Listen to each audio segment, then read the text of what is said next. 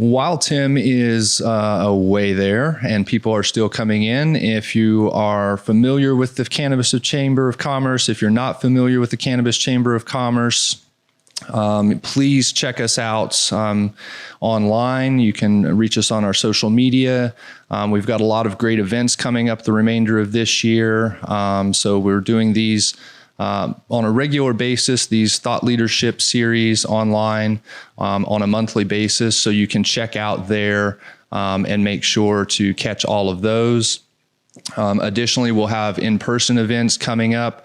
The next one that we have scheduled will actually be coming up on May 17th. We'll be in New York City, actually. We'll be the Cannabis Chamber of Commerce's New York City Unpacked Mixer. It'll be at Rosie O'Grady's near Times Square. So if you happen to be in New York during that week for MJ Unpacked, be sure to stop by Rosie O'Grady's from 6 to 9 p.m. And you can find more information about that at thecannabischamber.com/events. We've also got another event coming up in Orange County on June 23rd. It'll be at Time Nightclub. We'll be having some electeds come in, give some updates on the Orange County region here in California, and really kind of dig into the developments there, markets opening up, and some other interesting things. So that'll be a really good event to put on your calendar as well.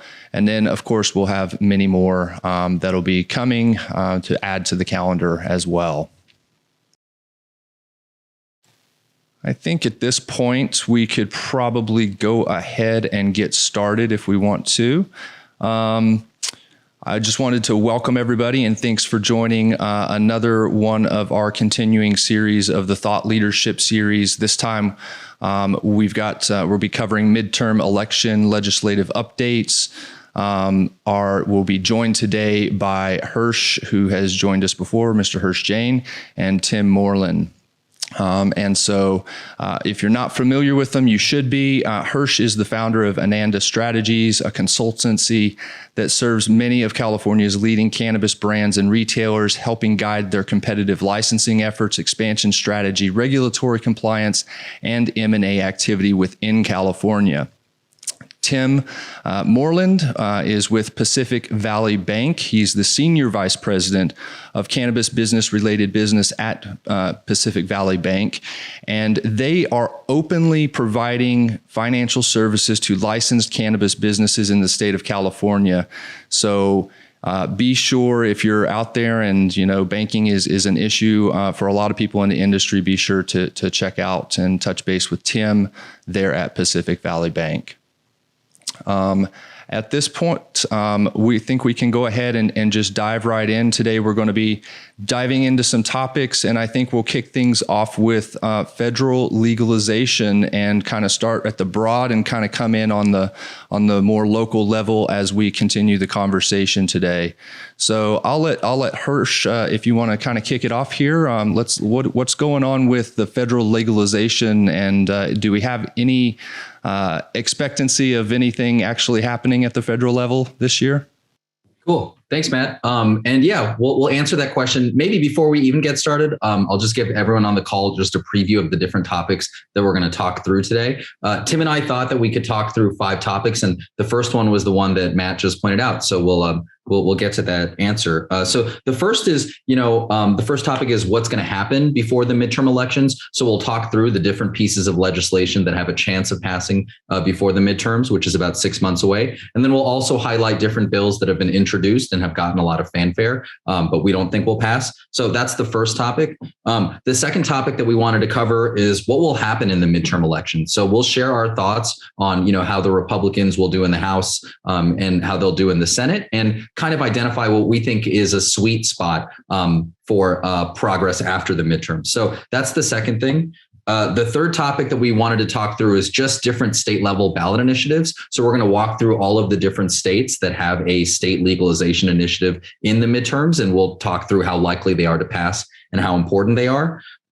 Two more topics. So the fourth thing we're going to talk through is like, okay, so what happens after the midterms, right? What are the states that are most likely to legalize cannabis through the legislature, say in 2023? And we're going to wrap up by talking about, okay, so how does this impact the 2024 presidential election, right? How does what happens over the next couple of years, impact that election, and what kind of stances do we expect the candidates to take on cannabis? So I know that's a lot to cover, but just to recap, we'll talk about what's going to happen before the midterms, how we think the midterms are going to play out, what the state ballot initiatives are, what states are likely to legalize through the legislature afterwards, and then what do we think going into the next presidential election?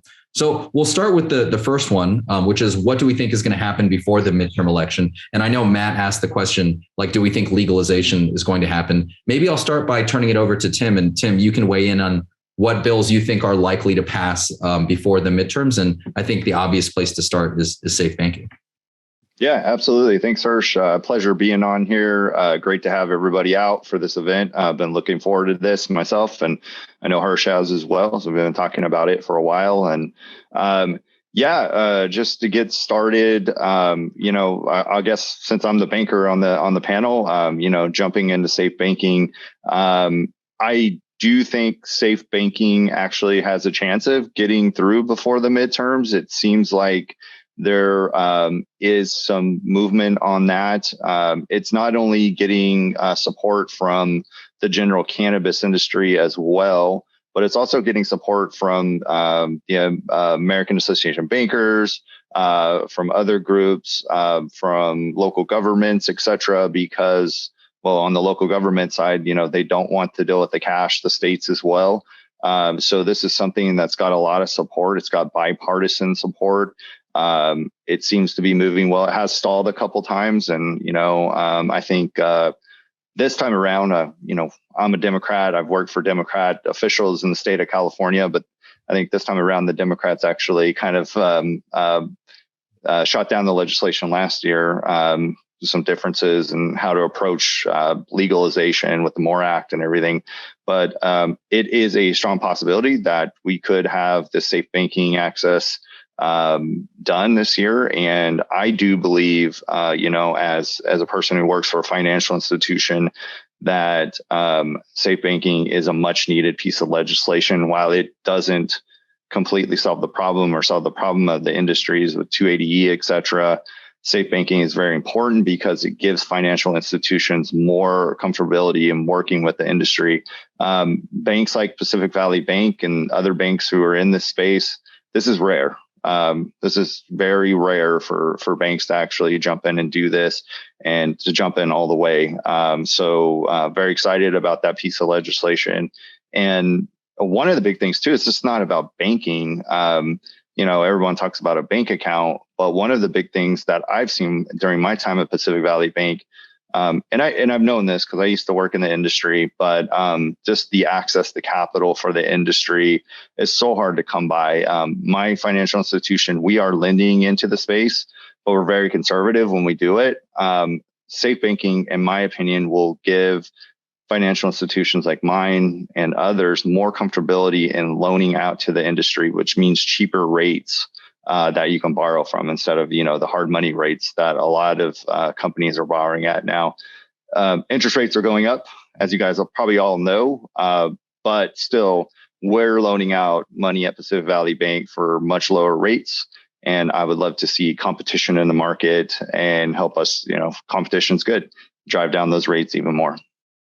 Thanks, Tim. Thanks for that really comprehensive review of it. I think there's a couple of things that you said that are worth diving deeper on, right? So you mentioned that it's stalled a couple of times. And I think everyone on the call probably knows this, but the Safe Banking Act has passed the House of Representatives 6 times now. And each of those times it's previously stalled in the Senate. So that's pretty remarkable. And I think many of us remember the first time it passed was 3 years ago. So we've been waiting on this for a while. So hopefully it finally gets over the finish line. And, one thing to note is the current vehicle it's in is in in something called the Competes Act, right, which is a China competitiveness bill. So this most recent time, the Democrats attached it to that China bill. And, based on what we're hearing, that China bill has to be signed, right, by July or so. And the way that this works, as many of you know, right, is at the end, they figure out, what's kept in the bill and what's not. So, I mean, it could be in the next couple of months that this finally gets over the finish line. Or it could be that it falls short a sixth time, and then sometime in the fall, we try to get it in before the midterms. So that's just on the timing and the mechanics. And then the second thing, I think, Tim was alluding to the fact that the bill does a lot of good things, but doesn't do everything. So I'll just kind of share, my perspective on it. And then Tim, would love your reaction. I think there's a couple of great things that the bill does, right? So first, from a public safety perspective, right, it allows you to access the banking system. So it minimizes the amount of cash that's there. Secondly, it lowers the cost of capital, like Tim was saying, right? Because there's more people that are lending. But I think, it's important to acknowledge that it doesn't do everything. At least in its current version, it may not allow us to use credit cards, right? Which is like very important, right? In terms of just commerce in general, and people can use credit cards, like purchases tend to go up and they're more frictionless. And so I think that's, one thing that's often forgotten. And then the other thing is, as many of you may know, a lot of people have held out hope for a long time that this Safe Banking Act would allow for uplisting, right? Would allow these cannabis companies that trade on over-the-counter exchanges to trade on major exchanges like the NASDAQ. And we all know, a lot of these US cannabis companies are undervalued because they trade on these garbage exchanges, whereas a lot of these like shitty Canadian companies are overvalued because investors can access them. So I just kind of wanted to share that I think it does a lot of good things, but there are still aspects of the financial system that the cannabis industry will be locked out of even after the Safe Banking Act passes. And I don't know if you have a thought on that, Tim, but just wanted to share. I couldn't agree more. It's absolutely correct. There's going to be no access to credit cards. I know there's some companies out there proclaiming to have a solution to that, but I'd be very dubious as a cannabis operator when someone comes to you with that solution, because that is something we cannot touch at the bank. And then you're exactly right. The valuations, it doesn't deal with, be traded on, cannabis companies being able to be traded on the US stock exchanges. You got to go to Canada and, some of these over evaluations. I work for a Canadian company actually, so I saw that firsthand. Yeah, it definitely, and one of the big things too on the financial side, it does not touch 280E at all. So, that's obviously a big deal for, most companies in the cannabis industry, especially the retailers. Totally. Cool. So I think that covers safe banking. Next, we can kind of get to the question that Matt was asking, which is like, hey, so what are the prospects for legalization? And I think there's 3 different bills that we can just like talk through real quickly. Unfortunately, I think these are 3 different flavors of legalization, but the outcome is probably the same for all of them, which is that they're not going to pass in the before the midterms. So the 3 bills that we'll talk about that I think many of you are familiar with are first Chuck Schumer's bill, which is the Cannabis Administration and Opportunity Act that he has been dangling, ever since the Democrats won the Senate 15 months ago. So we'll talk about that. Secondly, we'll talk about the MORE Act, which is the House Democrats bill, and we'll talk about what's in that. And then third, we can talk about the Republican legalization bill. Many of you may know that Nancy Mace, a Republican congresswoman, has introduced a bill.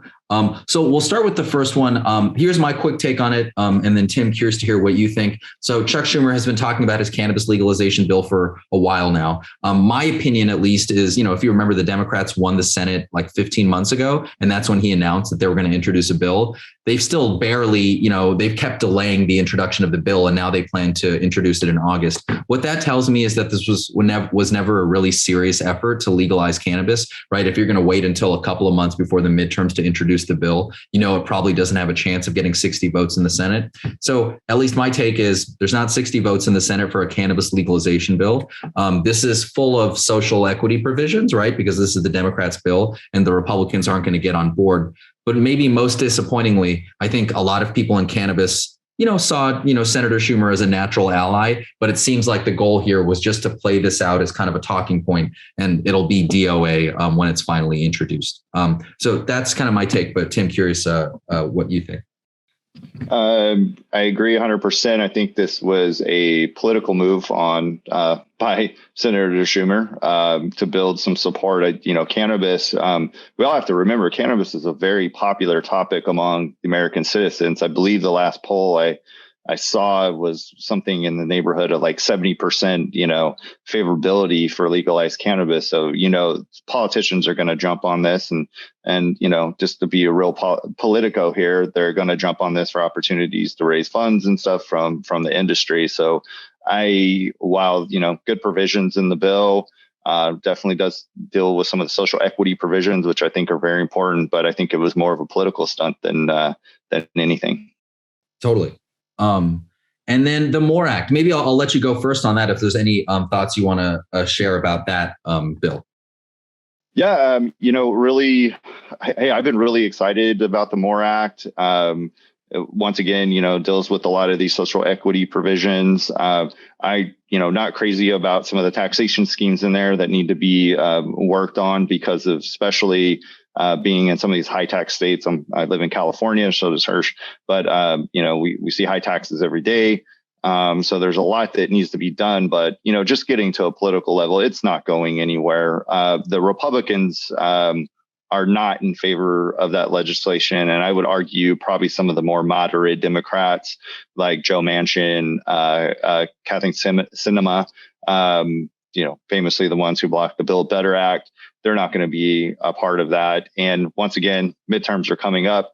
People are scared. They're not going to make that vote on cannabis. So unfortunately, not a lot of movement. Actually, my take on that too is like maybe it's not such a bad thing because there was a lot that needed to be worked on, especially on the taxation provisions, and the interstate commerce provisions needed to be cleaned up a lot. So.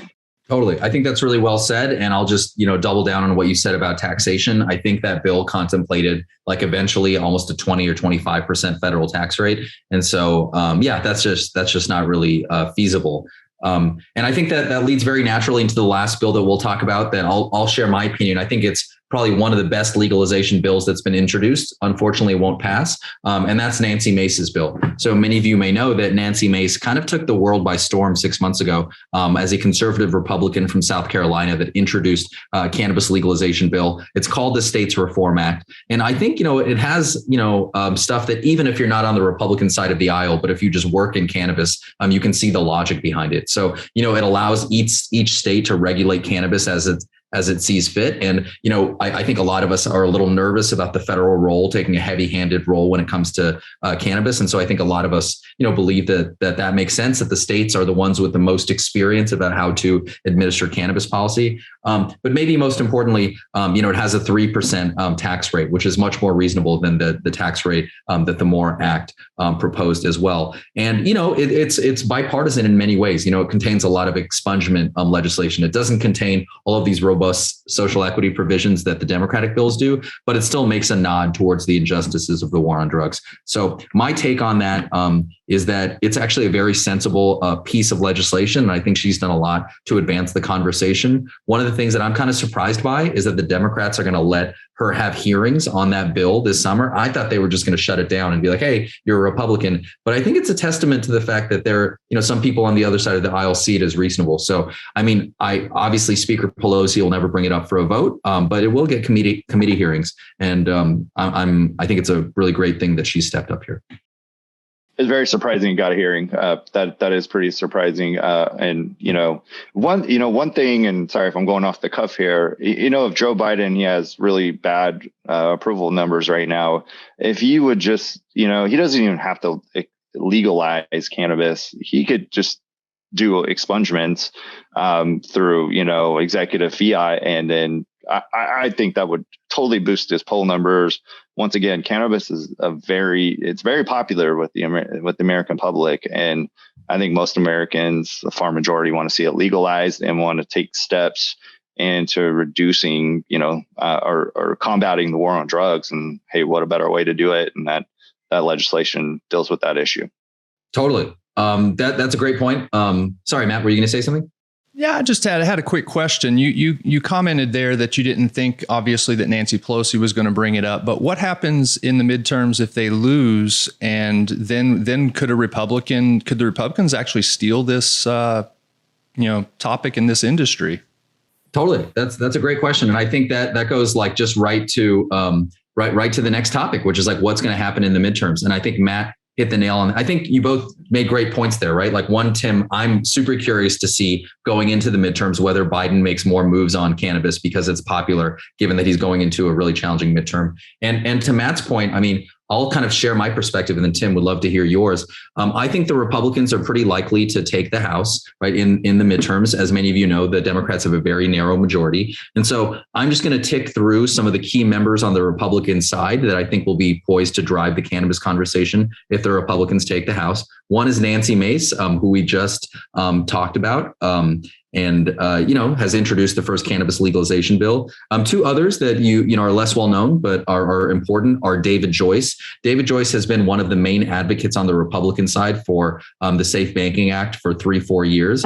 He also he's a really bipartisan guy, a Republican that represents kind of the Columbus suburbs. And so he partnered with AOC on an expungement bill called the HOPE Act. So the fact that he, a conservative from Ohio, is partnering with AOC shows his bipartisan nature. And so I think he'll be in a really big position to drive cannabis policy going forward. And he's also has a lot of credibility because he's been both a public defender and a district attorney, which is really quite unique. And so he's a voice probably worth listening to on expungement. And the third person is Brian Mast, who's a moderate Republican from Florida. So those are the folks that are on the Republican side on the Congressional Cannabis Caucus. And so I'll offer what I think a sweet spot might be, like to Matt's question, which is I think the Republicans are almost certainly going to take the House. I think if the Republicans took the Senate too, that would be a problem because Mitch McConnell is very anti-cannabis and, as he's done in the past, will kill those bills. And I don't think he has any incentive to move that forward. But I do think there could be a sweet spot. If the Democrats can manage to retain control of the Senate and Chuck Schumer, a guy who ran on moving cannabis policy forward, is paired with a Republican House, I think that there may be some opportunity for bipartisan legislation, right? And here what I'm thinking of is the Safe Banking Act, if it hasn't already happened, but also, right, expungement legislation, that David Joyce and AOC are teaming up with, and hopefully some way of getting rid of 280E and allowing these companies to list on major exchanges. So that's one potential prediction, but Tim, would love to hear from you. Yeah, just as far as what's going to happen in the House, I think it's not only they're going to take the majority, they're going to it's going to be kind of a bloodbath for the Democrats. I talked to a lot of Democrats working in elections, and their hopes are not high. And if you read the poll numbers, and we have bad inflation and a souring economy and interest rates going up, it's never good for the party in power to be in power during those situations. So definitely Republicans are going to take the House. And, I think, we'll get something like that out of the House. I agree with Hirsh. I do not think the Republicans are going to ultimately take the Senate. I don't, the candidates they're running in some of these contested states are not, and I've heard this from a lot of pollsters, they're not very strong candidates. They're sort of new. And then there's the internal dynamics in the Republican Party with who Trump backs and who's not backed by Trump. And they're kind of the Republicans are a little bit at war with each other, but definitely the House, not so sure on the Senate. But yeah, hopefully we can have something that is bipartisan, because we have to remember that ultimately a bill has to go to Joe Biden. And Joe Biden is not the most cannabis friendly person, but we will not have a shot if you have a Republican bill that is just drafted with Republican talking points, a legalization bill, and maybe even safe banking, et cetera. Because people are very vengeful and spiteful in politics, and the president could just take it out and veto them. They would not have veto-proof majorities in both houses, so it would be done.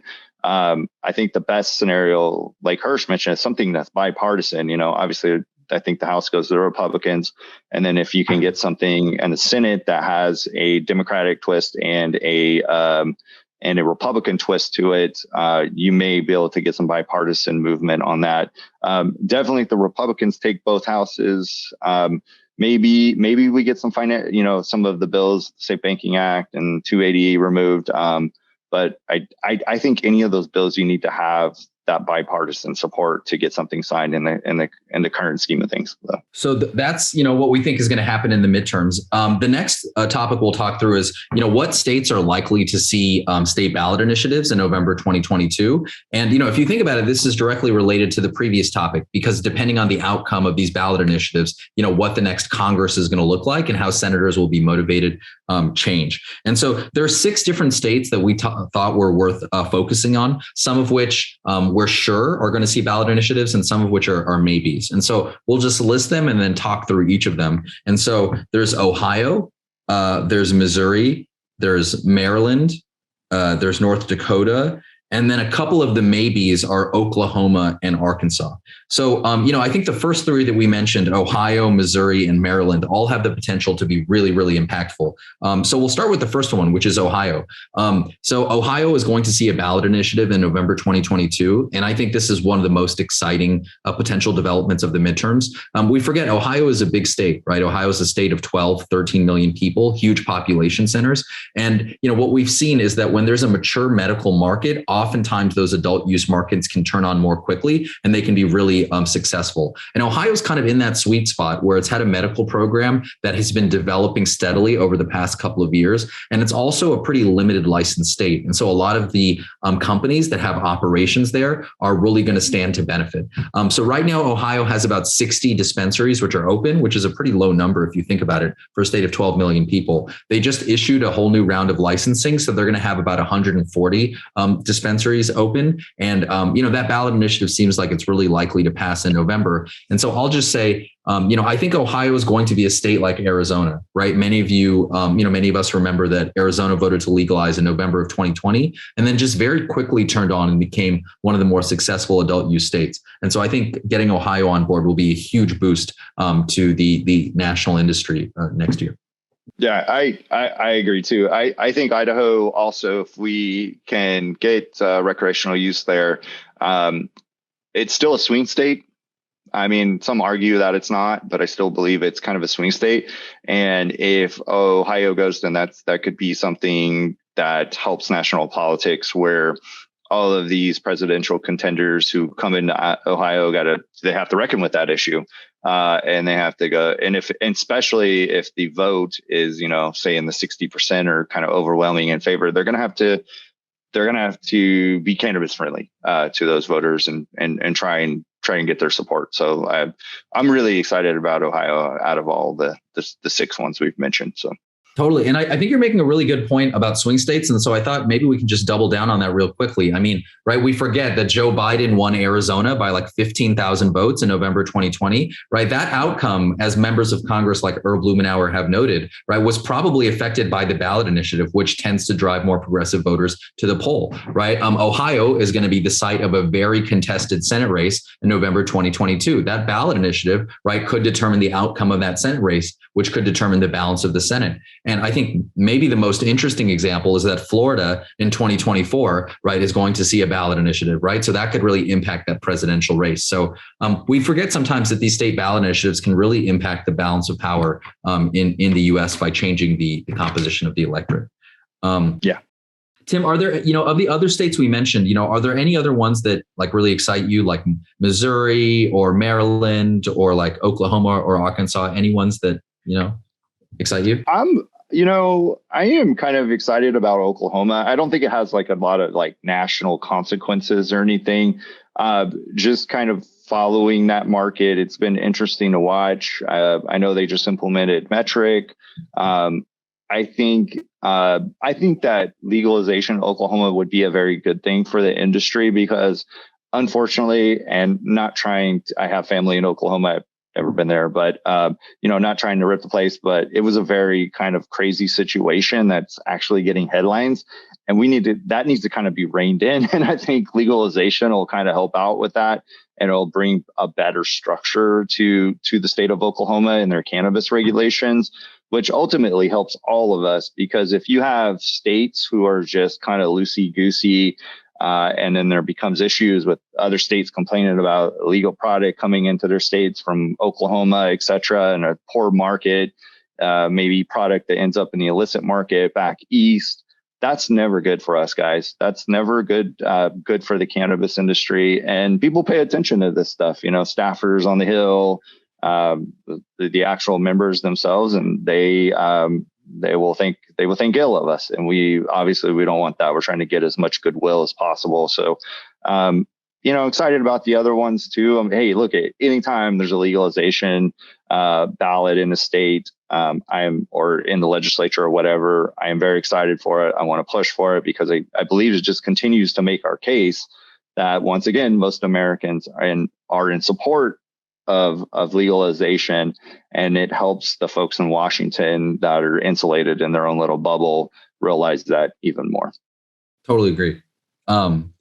And I'll tell you real quick why I'm excited about Oklahoma and Arkansas, because if those two pass, then Texas will be surrounded essentially by adult use states, which I think is actually pretty interesting, right? So as we all know, New Mexico went legal a few weeks ago, and I found it really fascinating to just read these articles about so many people driving over the West Texas border and all the license plates, right? I mean, we forget El Paso is like 5 miles from New Mexico, right? And so I think a state like Texas, which I think is really the bellwether, right, for like the normalization of cannabis. Once Texas goes, it's all over, right? I would say in the US. And so if there were a world in which Texas were surrounded by New Mexico, Arkansas, and Oklahoma, right, 3 states with legal cannabis, I think that would cause people in Texas to wake up a little bit and be like, hey, I thought we loved freedom, right? Why are we surrounded by free states?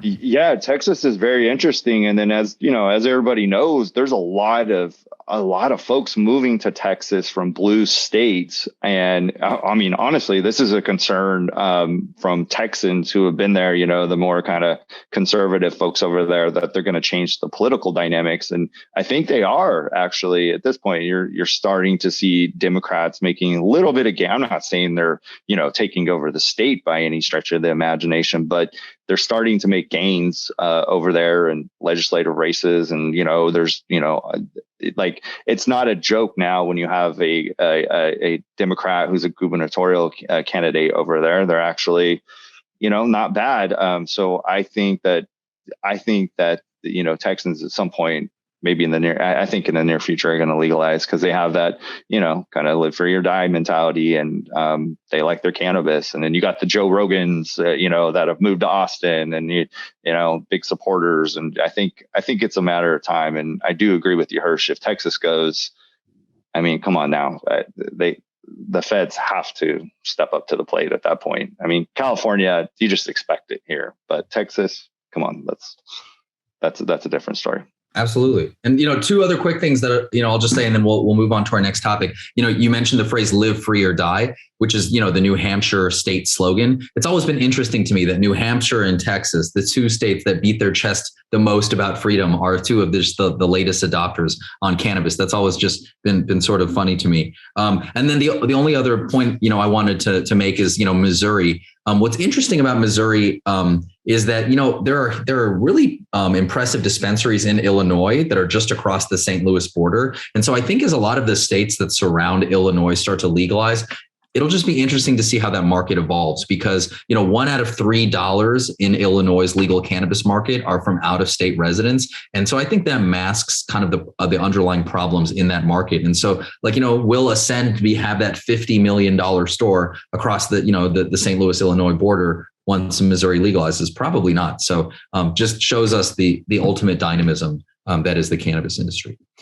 And Hirsh, here, just really quick before you close out, I like your example of, kind of surrounding states with states that are legalizing, because if there's one thing that these politicians in these states, they're looking at their neighboring states and are going, well, how much tax revenue are they getting off of this industry? Not that I'm saying, we should overtax the product. Obviously, that's gone wrong. And like here in California, but they're paying attention to the revenue. Everybody, that's what politicians do. They pay attention to the revenue, and it's definitely going to open their eyes. So very important that happens. Absolutely. Cool. Two more topics that we have to cover today. So our fourth topic is, so we just talked through what states are likely to see ballot initiatives. The fourth topic is, okay, so after the midterms, like a year from now, right, when the dust has settled and state legislatures are in session, which are the state legislatures that are likely to legalize cannabis? And so we'll talk through three that we think are almost certainly going to happen, and then a couple that are really open questions. And so the ones that we think are certain to happen or are very likely to happen are Pennsylvania, Delaware, and Rhode Island. And we'll talk through why in a second. And then there are two states that are basically prohibition states. And a big question is, are their legislatures finally going to step up and at least develop a decent medical program next year? And those two states are pretty big states, Texas and Wisconsin, right? Where right now there's basically no legal cannabis. So that's an open question. So let's start with some of the states that we think are really likely to legalize cannabis. So Pennsylvania, I think the story there is pretty simple, right? Philadelphia is 10 minutes from New Jersey, right? Sales in New Jersey just started last week. We talk about the East Coast domino, and I think Pennsylvania is probably the next one to fall. So Tim, I don't know if you have thoughts on that, but I think we're likely to see that this year. Totally. I can't agree more. And then you have an extremely popular lieutenant governor over there. Drawing a blank on his first name, but his last name's Fetterman. He's actually getting some national attention because of his stances on cannabis, gay marriage, etc. And he's a really interesting guy. He almost looks like almost like a biker, but he's got these very progressive policies, and he's just getting all this attention. And I think, not only him, but Pennsylvania is going to go. I think it's going next, and it's pretty much slammed. I'm excited about that state as well. So. Totally, yeah. John Fetterman's cool. A great person to follow. Yeah. Great person to follow on Twitter. I highly recommend it. I mean, he would put big cannabis flags outside his office, and the Republican legislature would try to pass laws to force him to take it down. And so he's very pro cannabis. And I think Pennsylvania embodies the dynamics in a lot of states where you have a Democratic governor that is pro cannabis, but you have a Republican legislature that's basically saying no dice, right? So that's what's happened in Pennsylvania over the past couple of years. Although, as we've discussed, that will probably change now that legal cannabis is next door. And that's also happened in places like Kentucky, right, or in places like Wisconsin, where the Democratic governor wants to basically remain in step with their party on the issue, right? But the Republicans are holding it back. And so the couple other states, I think the story is kind of the same for Delaware and Rhode Island. It's just they're in this Northeast corridor. Their citizens can drive very easily and get cannabis. And so those states are likely to pass it as well. Yep. Cool. The last two states that are maybes, like Texas and Wisconsin. And any thoughts on that, Tim? I would say these states have moved very slowly. Texas only has a legislative session every 2 years, so you got to catch them at a certain time. But I think, as we've been discussing, as neighboring states open up, they'll finally move. Yeah, I do too. I think I don't know if it'll happen in the next 2 years, but I definitely think Texas is on the horizon. Like I said, there's the demographics in Texas are changing as we speak. It's going to become it definitely will not become blue, but maybe more of a purple.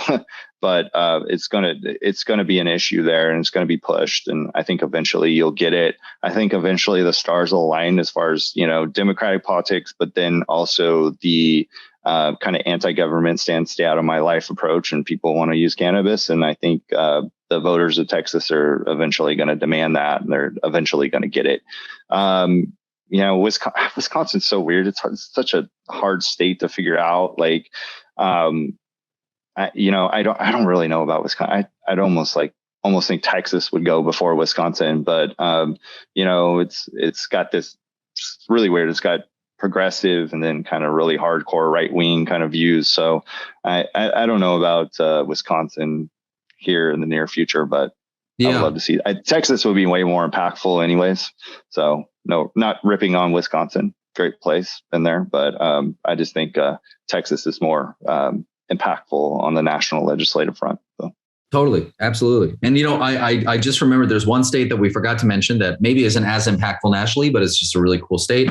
And that's Hawaii. And so Hawaii obviously is a pretty liberal place, and, there's broad support for cannabis, but the current governor, Governor Ige, is very anti-cannabis. He's termed out, right, at the end of the year. So there'll be a new governor next year. And so, as someone who loves Hawaii, that's very exciting. And I think that'll be a lot of fun to go consume cannabis legally in Hawaii. I'm an MMA fan, and there's actually a famous MMA star, BJ Penn, who's running. I don't know if he's running as a Republican or independent or what, but he's got very pro-cannabis views. A lot of the MMA crowd does. So he's been pushing that issue in that race. So I don't think he'll win, but I think, at least it's getting some attention. Yeah. And I used to work for Kiva, and Kiva has products in Hawaii. And it will be nice to see federal legalization there, because the rules are so strict there, and they need to kind of just laying back. Like you almost treat cannabis like it's a pharmaceutical product or something. So it's really hard to market and everything. So yeah, super excited about Hawaii. Obviously you got the tourist aspect of that and people being able to use cannabis and, on beaches and stuff. And it sounds like just a great place to experience cannabis at. So absolutely for it. Totally.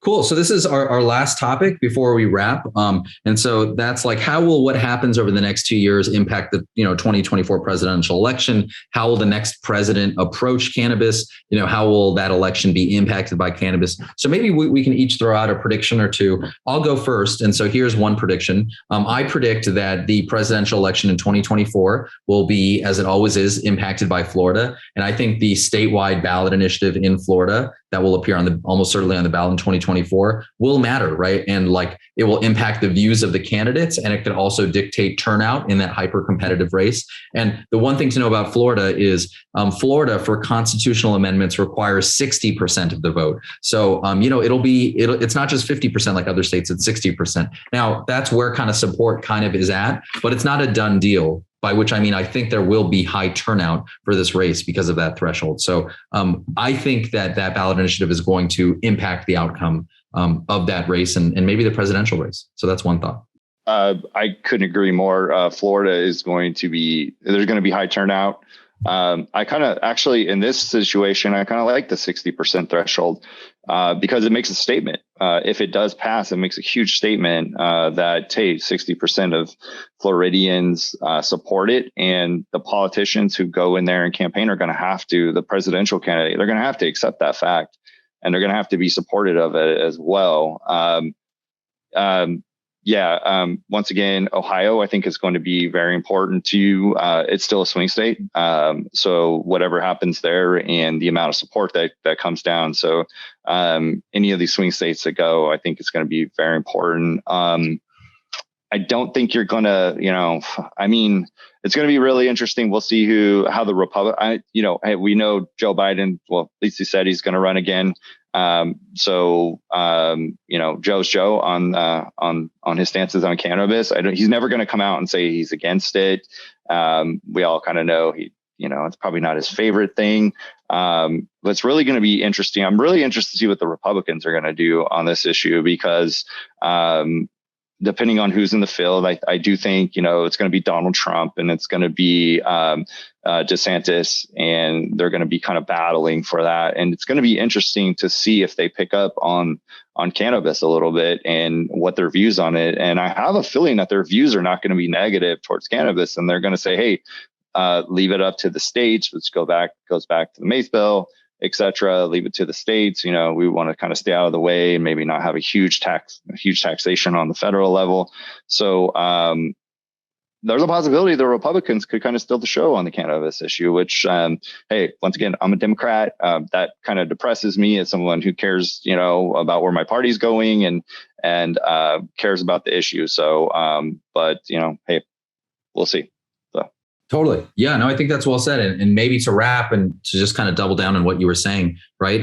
So what are the attitudes of the presidential candidates going to be on cannabis? So on the Democratic side, right, you mentioned that Joe Biden is going to run again. I'm going to throw it out there. And I just think he, he won't run again, or like, like he won't be the last man standing. And so I think that, we remember from the last primary, every other Democratic candidate was in favor of cannabis legalization. So I think on the Democratic side, you will certainly see a nominee that is pro cannabis legalization. And then I think, you said it well, Tim, on the other side, what you're likely to see is some nominee that says leave it up to the states, which is just kind of on some level a softer way of saying legalization, right? It's to say legalization in Republican language. And so I think that's likely the tack you'll see on the Republican side. And so I believe that whoever wins the presidential election will have a mandate to actually legalize cannabis once they start their next term. And the only other thing I'll say is, we've mentioned Ron DeSantis a few times. I think, given that he will be one of the likely contenders for the presidency, it'll be interesting if he, as the governor of Florida, in a market that by then will be probably a $3 billion medical market on the verge of adult use legalization, like what unique bind will that put him in, right? Or even another, a couple of the other potential candidates like Marco Rubio or Rick Scott, who both represent Florida. How will they have to evolve in their cannabis politics? And I think you said it well, Tim. I think leave it up to the states is the most natural evolution for folks like that. And then on the other side, this would be a death blow to Joe Biden, honestly. But there's been talks about a progressive challenger jumping in, Ro Khanna in California.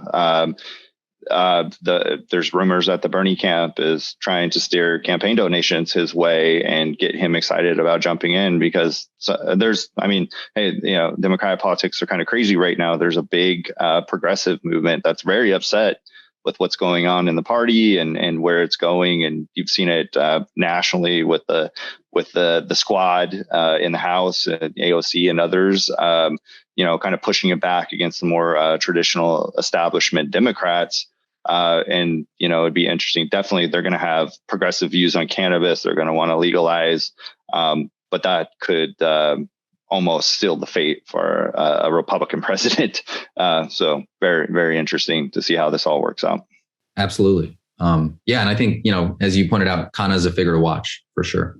Mm-hmm. Absolutely. So I think that's all we had. Tim, is there anything else that you want to add or cover before we wrap? No, just very exciting stuff. I love talking about this and kind of figuring out where all these pieces are going to land. Cool. I had a question since you're both on here. We've talked a lot about the national level, the federal level, the individual states. Speaking about an individual state that we're at least the three of us are familiar with here in California, what is California's influence and impact on this national conversation? I mean, it's a huge economy in general, but the cannabis industry also is huge here. What is your all's view on the impact of California and how it's influencing either the national level or these other states even? Yeah, I'll offer a quick answer. And my answer is going to be actually kind of a downer, which is that I've been disappointed about California not exerting more weight in this national conversation, right? And I think California is really punching below its weight. And I'll say part of this is that, in the Senate, we don't have, representatives that represent our views, right? Like Dianne Feinstein's views on cannabis are very out of step with that of most Californians. And so it's been disappointing that California, both its senators, but also, its governor, right? Or its leadership has not been as vocal for, say, the Safe Banking Act than governors in other states. So I think California's punching below its weight. If you think about its population, California should have 200,000 or more people that work in the cannabis industry, but we have just a fraction of that. So I think thus far it's punched below its weight. Maybe an opportunity for it to do better in the future is to engage on this interstate commerce debate, right? It has a huge interest in making sure that plays out in a way that benefits its cultivators. And maybe that will create some urgency for it to get more involved going forward. I couldn't agree more. Hey, we have the biggest delegation in the House, and really most of them have been not that influential on pushing the policy. Sure, they've cast the vote and said, let's move it. But they haven't been that really influential and really push legalized cannabis as much as I think we. And then obviously Feinstein. I mean, that's just like you're just kind of just baffled by some of these views, from her. But yeah, we've definitely been punching below our weight, and we need to be more active these congressional members need to get more active. And I talked to my boss here. She's state treasurer, or my former boss, Fiona Ma, about this, and she talks to a lot of these, California congressional members, and she's very disappointed about how they haven't really stepped up and ran with this because, maybe I'm just jaded and I'm a Californian, but I kind of feel like the leadership on this issue, at least a big chunk of it, should come from California. I mean, we have the largest market. We have most cultivated, most licenses from any other state. And then we're a powerhouse nationally, and I would argue even internationally with cannabis. But we definitely need to do more on our end. So. Yeah, as you were mentioning there, like, do you think that part of, I guess, two things, not to get too granular, but one, I know there is an interstate commerce SB 1326. I would be interested to know your all's thoughts on that and if it has any real traction. And then the other thing, Tim, you mentioned there with our leadership, how much of not to go say that people are too old to serve, but how much of a problem is potentially a generation gap with having such senior leadership in the party? Great question. I do think that is a part of the problem. There's a generational gap, and these are folks who came from the war on drug days. And some Democrats kind of cut their teeth on that issue back in the day.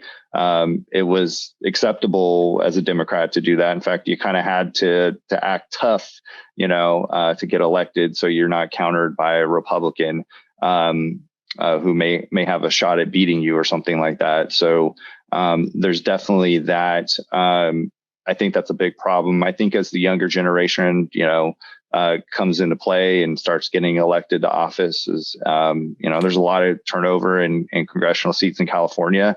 And I've definitely seen some young stars on both sides who I think are going to be able to push the issue a little more and be more kind of in tune with what the average American wants on that policy. As far as SB 1326, I'm excited for it and everything, but it's a great policy. California should be a part of interstate commerce, but we're not close. As we just talked about, that all hinges on a federal legalization as well. So,